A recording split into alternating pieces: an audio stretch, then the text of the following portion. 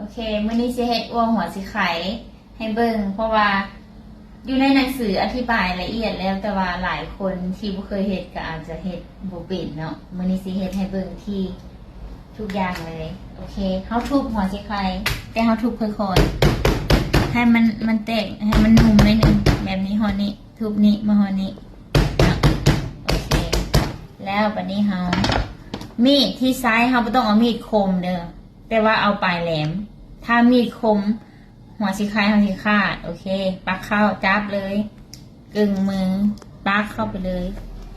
ทีนี้ซอยมาฮอดนี้ฮอดครึ่งยังประมาณนี้ที่จงไว้ที่หัวกับอันนี้มันแข็งหัวมันโอเคก็สอดไปเลยนี่เอาไปแบบนี้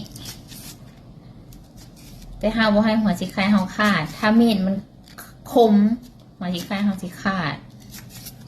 แต่เอามีดที่มีหัวแหลมโอเคอ้อมแล้วแบบนี้ได้เป็นนี้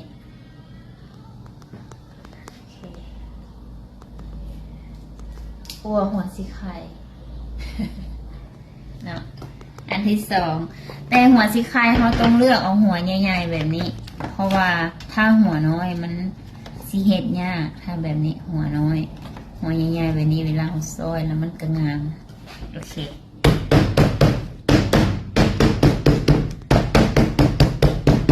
ทุบให้มันนุ่มบ่ทุบให้มันมุนให้มันที่เขาเสียบมีดเข้าง่ายเลยตึ๊ดอันนี้ลากมานี่กึ่งมีดให้มันแน่นๆเลยกึ่งใส่แบบนี้นะจับแน่นๆแล้วก็มีมือสอดเข้าไปเอาสร้อยจน